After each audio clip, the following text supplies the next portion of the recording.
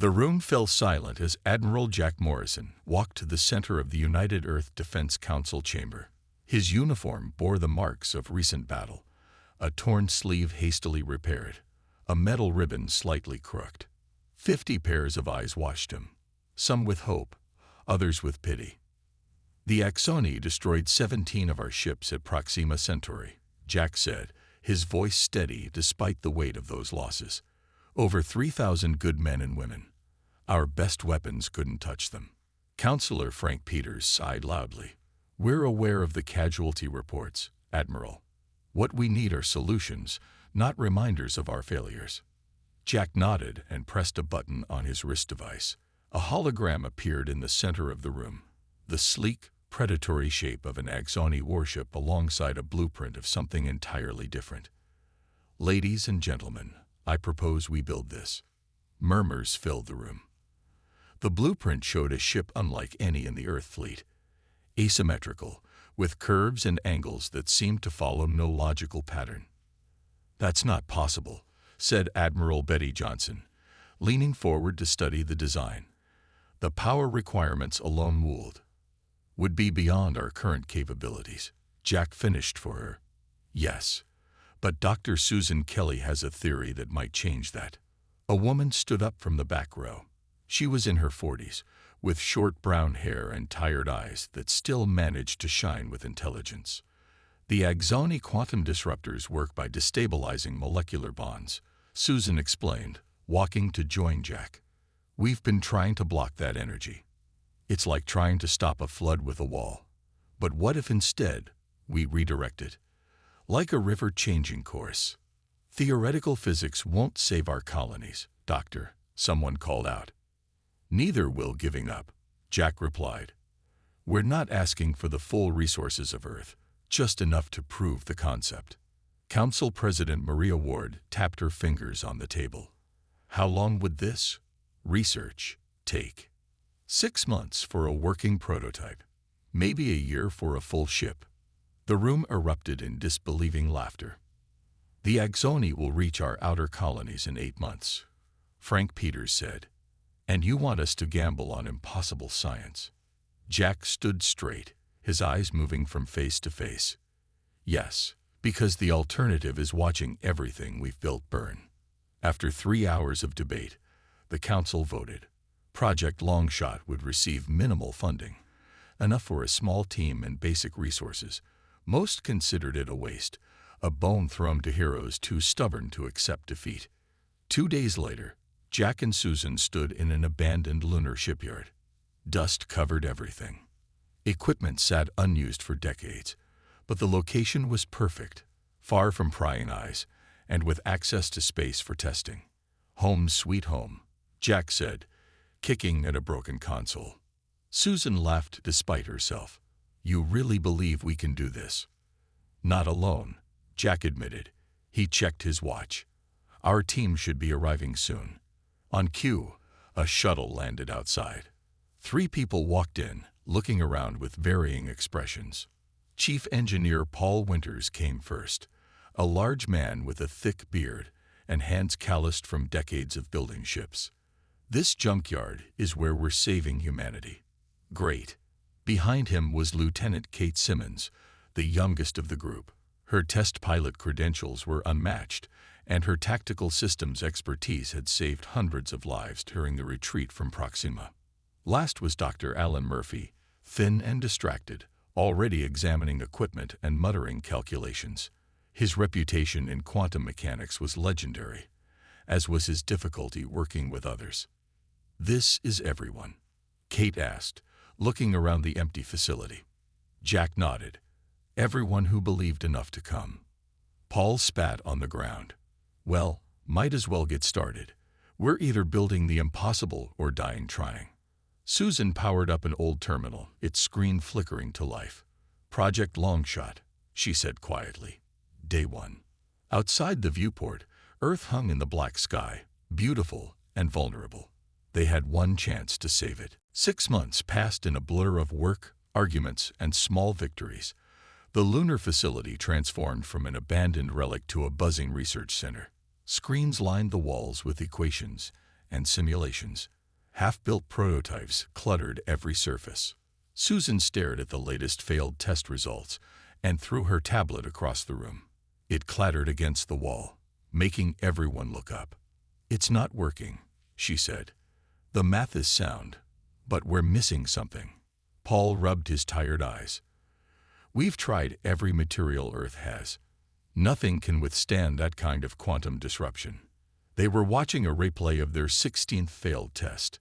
A small drone with their experimental shielding had disintegrated the moment the miniature quantum disruptor hit it. Jack entered the room with coffee for everyone. "We need fresh eyes on this." Kate Simmons had been quiet for hours, studying the test footage frame by frame. She suddenly sat up straight. "What if we've been thinking about this all wrong?" Ellen looked up from his calculations. "Explain." "We keep trying to block the weapon," Kate said, walking to the main screen. She rewound the footage to just before the drone exploded. "But what if we don't block it? What if we dance with it?" Paul snorted. "Dance? With a weapon that tears atoms apart?" "Yes," Kate said, her eyes bright with excitement. "Look here." She pointed to a millisecond of footage where the energy seemed to flow around one corner of the drone before destroying it. That section lasted a fraction longer. What if instead of a shield that blocks, we create one that redirects? Like Aikido for energy weapons. Susan came closer, studying the footage. A quantum deflection system instead of a barrier. She began typing rapidly. "Alan, what if we modeled it on fluid dynamics rather than solid resistance?" Alan's eyes widened. "That would require..." He trailed off, already lost in calculations. For 3 days, they'd barely slept. Susan and Alan covered the lab with new equations. Kate ran simulations while Paul tried to figure out how to actually build such a thing. On the 4th morning, Susan gathered everyone. "The good news is, I think it's theoretically possible," she said. "The bad news is, we need materials that don't exist and computational power beyond anything Earth has." Jack frowned. "What kind of materials?" "Something that can exist in a quantum superposition state while still maintaining structural integrity." Alan explained. "Basically, matter that doesn't follow normal rules." "Great," Paul muttered. "We need magic." Kate played with a stylus, flipping it between her fingers. "What about the Torellians? They work with exotic materials all the time." The room went silent. The Torellians were an alien species that had chosen neutrality in the war. They were known for their advanced material sciences, but refused to provide technology for military purposes. "They won't help us build a weapon," Jack said. "We're not building a weapon," Susan countered. "We're building a defense system. There's a difference." Jack paced the room. Approaching the Torellians could violate Earth's neutrality agreements with other species, but without their help, Project Longshot would fail. "I'll go," he decided. "But I can't take official channels. If Earth Command finds out, they'll shut us down immediately." "You'll need proof of concept," Susan said. She handed him a small data cube. "Everything we've learned so far. Be careful, Jack. This is the only copy." Paul clapped Jack on the shoulder. "Don't worry. We'll keep working here. By the time you get back, maybe we'll have figured out the impossible part." Jack looked around at his exhausted team. 3 weeks. That's all the time we have before the next progress review, if I'm not back by then. "We'll be here," Kate promised, "working on how to dance with quantum death." As Jack prepared to leave for the Torellian trading post on Europa, Susan caught his arm. "This could work, Jack. I really believe that now." He smiled. "That's good enough for me." Jack's small ship docked at the Torellian trading post on Europa. The station hung above the icy moon, its crystal structures catching the dim sunlight. Unlike human designs, Torellian architecture embraced curves and spirals, mimicking the mathematical patterns found in nature. Inside, aliens of various species moved through the trading halls. Jack felt eyes on him as he walked. Humans weren't common here, especially not those wearing military insignia. He found the Torellian embassy at the center of the station. Two tall, blue-skinned guards watched him approach. Their four eyes blinked in different patterns as they communicated silently with each other. "I seek an audience with Ambassador Nira," Jack said, bowing slightly. One guard tilted his head. "Purpose." "A scientific exchange. Nothing more." The guard seemed unconvinced, but led him inside. The embassy walls shifted colors slowly, from deep blue to purple. Jack waited for an hour before a door opened. Ambassador Nira entered, her movements graceful despite her height. Torellian stood nearly 8 feet tall, with slender limbs and skin that changed color with their emotions. Nira's skin was currently a cautious yellow. "Admiral Morrison," she said, her voice musical. "Your presence here is unexpected." Jack stood. "Thank you for seeing me, Ambassador." "Curiosity is a trait our species shares with yours," Nira replied. "Though yours often leads to trouble. Sometimes trouble finds us regardless," Jack said. He placed Susan's data cube on the table between them. "I'm here about a scientific theory. Not weapons, not tactics, just science." Nira's skin flickered with blue spots of interest. "Continue." "We've developed a theory about quantum energy deflection, but we lack the materials to test it properly." Nira picked up the cube. "The Axoni weapons. You seek defense against them." Jack nodded. "Yes. But what we're researching could have applications beyond war. Quantum energy manipulation could revolutionize power generation, space travel. Yet your immediate need is military," Nira said. Her skin darkened. "You know our position on the conflict." "I do. But I also know Torellians value knowledge above all else." Nira studied him. "Show me this theory." Jack activated the cube. A hologram appeared, showing Susan's equations and simulations. Nira watched in silence, occasionally making soft clicking sounds with her tongue. "Interesting," she said finally. "But flawed." Jack's heart sank. "Flawed how?" "Your physicist understands the principles but lacks context. Our scientists have studied similar phenomena for centuries." Nira's skin shifted to a thoughtful purple. "I will need to consult with others." "We don't have much time," Jack admitted. "Return tomorrow," Nira said, keeping the cube. "I will have an answer then." Back on his ship, Jack sent an encrypted message to Susan using quantum entanglement communication. The technology was experimental and allowed for instant communication across vast distances, though it could only transmit small amounts of data. "Made contact. Waiting for response. How are things there?" Susan's reply came seconds later. "Problems. Budget Director Henry Collins arriving tomorrow for surprise inspection. Trying to hide critical research." Jack swore. Collins had opposed Project Longshot from the beginning. A surprise inspection could only mean one thing. They were looking for an excuse to shut it down. The next day, Jack returned to the embassy. Nira was waiting with 3 other Torellians, their skin shifting between colors as they debated in their own language. "We have reached a decision," Nira said. "Your theory has merit.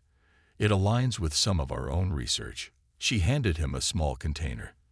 "These are samples of materials that might prove useful. Not much, but enough for testing." Jack stared at the container. "Why help us?" "The Axoni believe balance can only be achieved through dominance," Nira said. "We disagree. But remember, Admiral, if these materials are used to build weapons of aggression, our agreement ends immediately."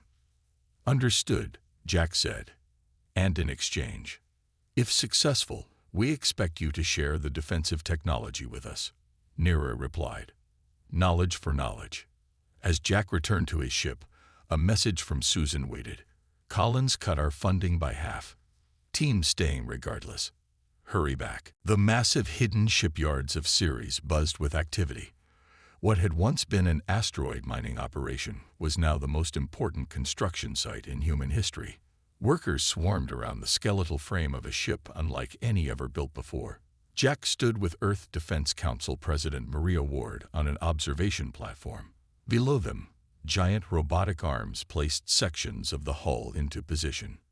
"Is it truly going to work?" Maria asked, doubt clear in her voice despite the council's unanimous vote to fund the project.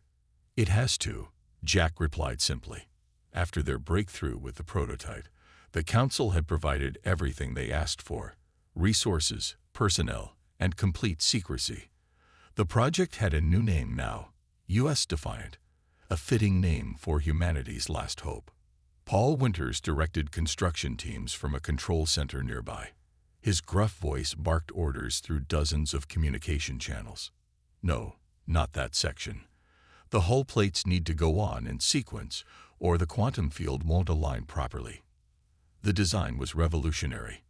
Instead of rigid armor, the Defiant's hull was made of interlocking sections that could shift position slightly during battle. Torellian metamaterials gave it properties that defied normal physics. Susan worked with teams of scientists to integrate the quantum deflection arrays. These devices wouldn't block enemy fire. They would redirect it, bending energy around the ship. "The calculations must be exact," she told her team. 1 degree off, and the whole system fails. In another section of the shipyard, Kate Simmons sat in a simulator pod, teaching pilots a completely new way to fly. The Defiant couldn't be handled like a normal ship. Its defensive systems only worked when the ship was in constant motion. "Forget everything you know about space combat," Kate told the frustrated pilots. "This isn't about firing positions or stable platforms. You need to keep moving. Always. The ship's defense is in its motion." Most pilots struggled with the concept. Years of training told them to find stability for accurate firing. The Defiant required the opposite: a dance-like series of movements that never stopped. "I can't hit anything flying like this," complained one veteran pilot. "But nothing can hit you either," Kate replied. "And that's the point." Only one pilot seemed to grasp the new approach intuitively: a young man named Ryan Carter. While others fought against the ship's unusual design, Ryan worked with it, as if he and the simulator were dance partners. "How are you doing that?" Kate asked after watching him successfully complete a combat scenario. Ryan shrugged. "I used to race skimmers on the moons of Jupiter." You learn to feel the ship, not just control it. Construction continued day and night. The propulsion system was unlike anything built before, designed to harvest energy from the ship's own movement through spacetime. Alan supervised its installation, constantly recalculating and adjusting. "The faster it moves, the more energy it generates," he explained to engineers. "But it has to be the right kind of movement, like a specific frequency that resonates with space itself." Jack reviewed progress reports each night, often working until he fell asleep at his desk. The Axoni advance continued, system by system. Earth's conventional forces fought bravely but couldn't stop them. Everything depended on the Defiant being ready in time. 3 months into construction, Susan found Jack on the observation deck, staring at the half-completed ship. "We're behind schedule," she said quietly. "I know. The hull integration is taking longer than expected. The Torellian materials are difficult to work with." Jack nodded. "What about the power systems?" "Alan thinks they'll work, but we won't know until everything is connected." They stood in silence, watching the workers below. The Defiant grew a little more each day, but time was running out. "Do you think we'll make it?" Susan finally asked. Jack turned to her, determination in his eyes. "We have to. There's no other option." The Defiant neared completion. Its strange, asymmetrical hull gleamed under the lights of the shipyard. Inside, crews worked around the clock to connect the final systems. With only weeks until the Axoni reached the outer edges of the solar system, everyone felt the pressure. Jack entered the main engineering lab to find Susan and Alan arguing. Strange symbols filled the screens around them. "Something wrong?" Jack asked. Susan sighed. "Someone accessed our core systems last night. Security protocols were bypassed." "A hacker?" "Worse," Alan said, pointing to a screen. "Someone downloaded our quantum deflection data and transmitted it. The Axoni might know what we're building. Jack's blood ran cold. Any idea who? The signal originated from the lab. Susan pulled up a security recording, but the cameras were disabled. The three stared at each other. Someone on the project had betrayed them. Jack called an emergency meeting. The core team gathered in a secure room. "We may have a spy," Jack announced. "Until we find them, all critical data is restricted. Paul, boost security in engineering. Kate, monitor communications. Alan, check all the quantum core files for tampering." As they left, Commander Daniel Wright approached Jack. Wright was a military liaison assigned to the project. He had never fully supported Project Longshot, but his technical expertise was valuable. "Admiral, with respect, increased security might slow down construction." Wright seemed concerned. "Better slow than compromised," Jack replied. "I want hourly reports from all sections." That night, Alan worked alone in his lab. Encrypted transmissions had been sent from his computer 3 times in the past week. Jack watched him through security cameras, wondering if his friend could be the traitor. When Jack confronted him, Alan looked shocked, then resigned. "I have been sending secret transmissions," he admitted, "but not to the Axoni." Alan unlocked a hidden file on his computer. Images appeared, humans living under Axoni rule. "I've been communicating with resistance groups in conquered territories," Alan explained. "My sister lived on one of the first colonies the Axoni took. She's part of the resistance now. They've been providing information about Axoni ships." Jack felt relief, then new concern. "Why didn't you tell me?" "Earth intelligence would consider it treason to contact occupied worlds. I couldn't risk the project being shut down." A warning alarm interrupted them. Someone had accessed the quantum core, the heart of the Defiant's defense system. Security footage showed Commander Wright entering restricted areas. In the core chamber, he placed what looked like explosive devices on critical components. "He's trying to destroy the ship," Jack realized. Jack and Alan raced through the station. Kate joined them, carrying a stun pistol. They found Wright at the quantum core, activating a detonator. "Step away from the core," Jack ordered. Wright turned, his face twisted with emotion. "You don't understand. This ship will only prolong the war. Millions more will die. The Axoni are too powerful." "So you're helping them win?" Kate asked, her pistol aimed at Wright's chest. "I'm helping humanity survive. The Axoni offer protection to worlds that surrender willingly. Fight, and they destroy everything. Protection as slaves," Jack said. Wright's finger moved toward the detonator button. Kate fired. The stun blast hit Wright in the shoulder, sending him crashing into the core controls. The detonator fell from his hand, but alarms immediately began blaring. Paul's voice came over the communication system. "Core destabilizing. What's happening down there?" Alan rushed to the controls. "The impact damaged the containment field. The quantum materials are becoming unstable." "Can you fix it?" Jack asked, securing the unconscious Wright. "Maybe, but it will take time." More alarms sounded throughout the station. Susan called over the emergency channel. "Jack, we have bigger problems.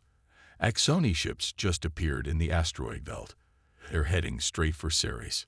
Jack looked at the quantum core and the half-repaired damage. "How long until they reach us?" 2 hours at most." Jack made a decision.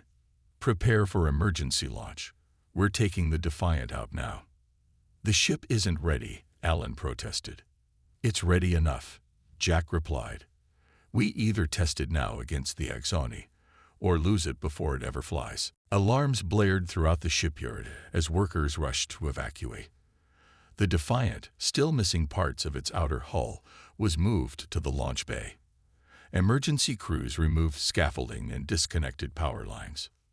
"This is insanity," Paul said as they boarded. "Half the systems aren't properly tested." "No choice," Jack replied. "If the Axoni destroy the shipyard, all our work is lost." The core team took their positions on the bridge. Susan and Alan worked frantically to stabilize the damaged quantum core. Paul directed a skeleton engineering crew. Kate sat at the pilot's station with Ryan Carter beside her as co-pilot. "Everyone who doesn't need to be here should evacuate," Jack announced over the station's communication system. "This is a volunteer mission only." Most of the workers left, boarding escape shuttles bound for the far side of Ceres. A few dozen stayed, engineers, technicians, and crew who believed in the Defiant enough to risk their lives. Axoni ships entering visual range, a sensor operator reported. 5 cruisers and at least 20 smaller vessels. "Launch status?" Jack asked. "Emergency launch systems ready," Paul replied.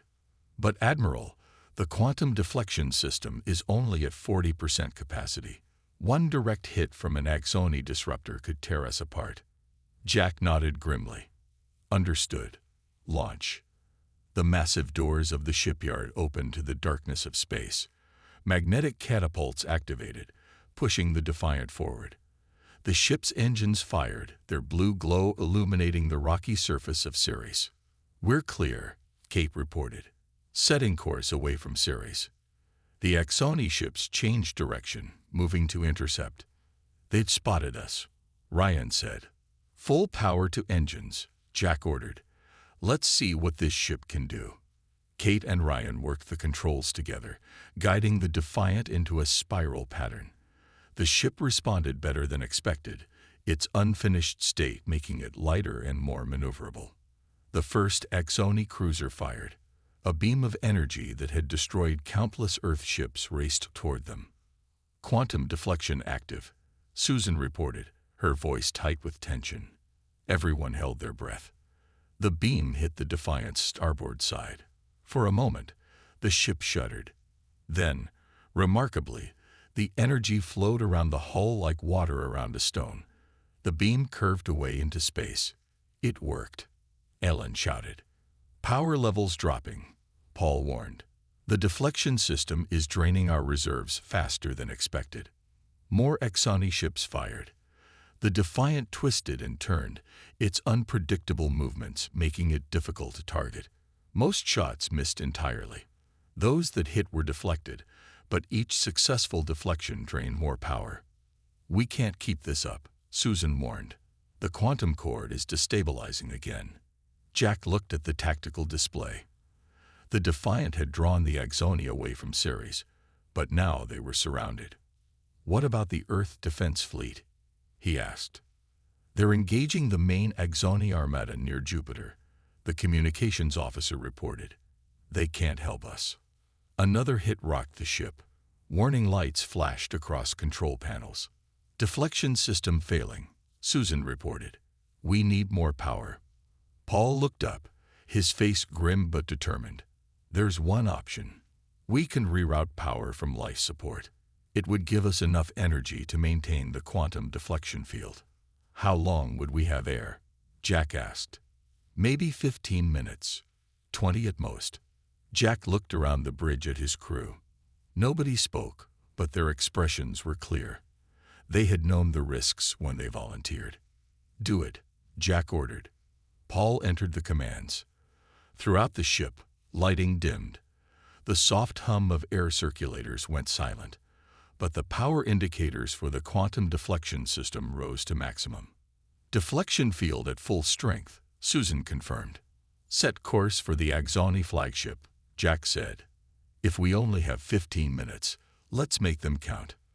The Defiant accelerated toward the largest enemy vessel, a massive cruiser at the center of the Axoni formation. Kate and Ryan guided the ship through a storm of weapons fire, each blast harmlessly deflected away. 8 minutes of air remaining, Paul reported quietly. Jack opened a channel to all remaining crew. "This is Admiral Morrison. You've all served with extraordinary courage. Whatever happens next, remember, we proved the impossible was possible." The Defiant moved through space unlike any ship before it.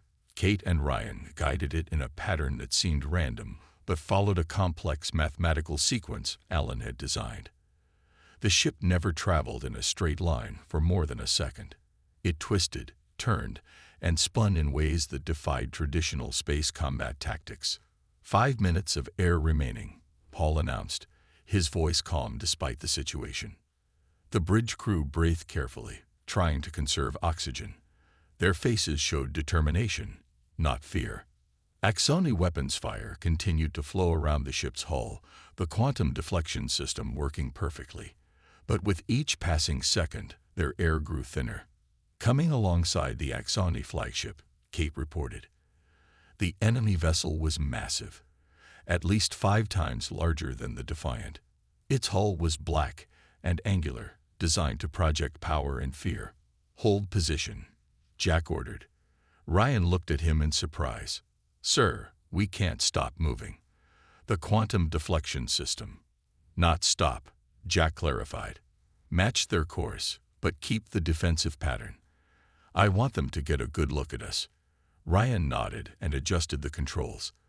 The Defiant continued its complex dance while maintaining position near the Axoni flagship. Open a communication channel, Jack said. All frequencies. Susan looked up from her station. You're going to talk to them. We have less than 4 minutes of air left. That's why I'm going to make it count. The communications officer established the link. Jack stood in the center of the bridge, his back straight despite the growing lightheadedness from oxygen deprivation. This is Admiral Jack Morrison of the Earth Defense Force, commanding the U.S. Defiant. To the commander of the Axoni flagship, I offer you a choice.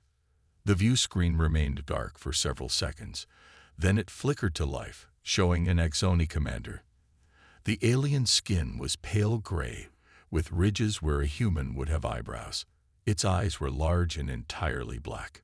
We do not negotiate with inferior species, the Axoni said, its voice translated by the ship's computer. Your ship is impressive, but doomed. Our scans show your life support is failing. Jack smiled. True. But before we die, you should know something. The quantum deflection technology that protects this ship has already been shared with every human colony and our allies. The Defiant is merely the prototype. It was a lie, but the Axoni commander couldn't know that. Jack continued, his voice steady. Look at your tactical display. How many hits has your fleet scored on my ship? And how many have done any damage? Now imagine facing 100 ships like this one. The Axoni was silent, its black eyes unblinking.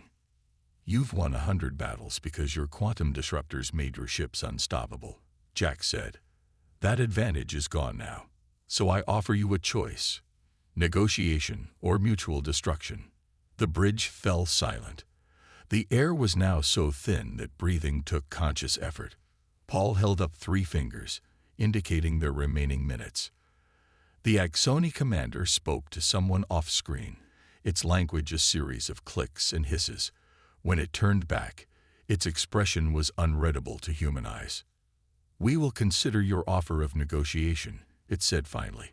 Stand down your weapons as a sign of good faith. After you, Jack replied. For a tense minute, neither side moved. Then, the Axoni commander made a gesture. The weapons fire from the enemy fleet stopped.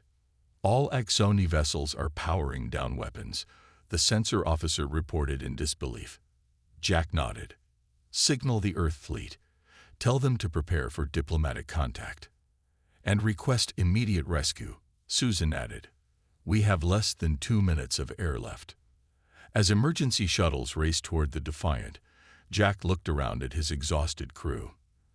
They had done what no one thought possible, not just built a ship that could withstand the Axoni weapons, but used it to change the course of the war. Weeks later, Jack stood at a viewport on Earth, watching ships arrive for the peace conference.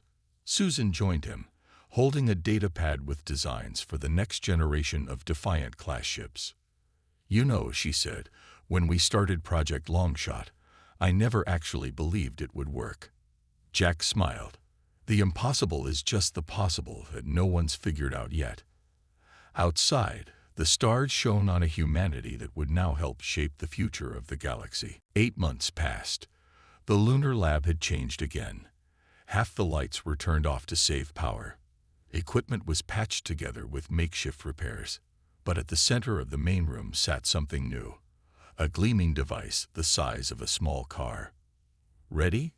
Susan asked, her finger hovering over the control panel. The team stood behind a protective barrier. Paul had insisted on it, though Susan assured everyone the test would be safe. "As ready as we'll ever be," Jack said. "Fire when ready." Susan pressed the button. On the other side of the barrier, a small quantum disruptor, similar to the Axoni weapons but much less powerful, fired at the device. Everyone held their breath. Previous tests had ended with explosions or melted equipment. This time, something different happened. The beam hit the device and seemed to flow around it, like water around a rock. It curved away and dissipated against the far wall. "It's working," Ellen whispered. The device hummed loudly, its power indicators flashing red. Then, with a sharp crack, it shut down. "Partial success," Susan said, already checking the readings. "The quantum deflection worked, but the power requirements are astronomical."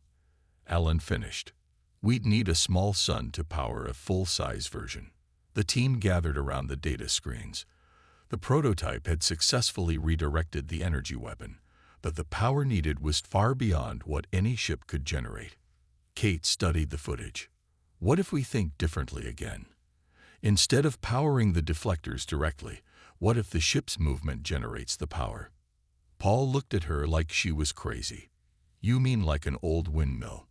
In space?" "Not exactly," Kate said. "Remember those old theories about ships that could harvest energy from space-time itself?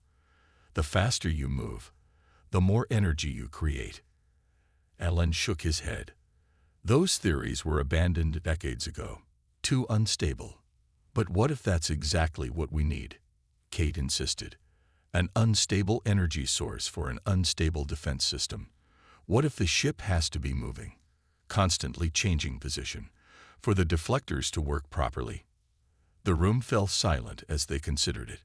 "That's completely opposite to standard naval tactics," Jack said. "Ships usually position themselves for the best firing solution, then hold steady." "Which is exactly why the Axoni would never expect it," Kate replied. Ellen began calculating rapidly. She might be onto something. "If we configure the hull to interact with space-time in specific ways while in motion, we'd need to completely redesign the ship," Paul said. "Everything we know about space combat would be wrong." "Everything we know isn't working anyway," Susan pointed out. They worked through the night, recalculating and redesigning. By morning, they had a new concept, a ship that would never stay still in battle, using its own movement to power its defenses. Jack was about to order a new prototype built when his communication device beeped urgently. The message was from Earth Defense Command. "The Axoni have broken through at Tau Ceti," he read aloud, his voice grim. "3 colonies lost. The defense line has collapsed." Susan looked up from her work. "How long before they reach Earth?" "At their current pace, less than a year." The room went quiet again, the weight of the news settling over them. "We need to take this to the Council," Jack said. "Now. We have a working theory, a partial prototype, and the Torellian materials. It's time to build the real thing." "They'll never approve it," Paul said. "A ship that needs to dance around in battle.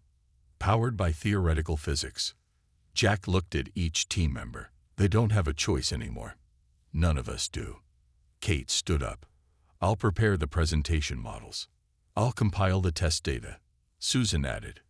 "And I'll try to explain how this insanity might actually work." Alan said with a tired smile. As the team prepared to face the Earth Defense Council, Jack looked at their prototype. It wasn't much to look at, a jumble of Torellian crystals and human technology, held together with determination and desperation. But it had done what everyone said was impossible. It had survived an Axoni weapon.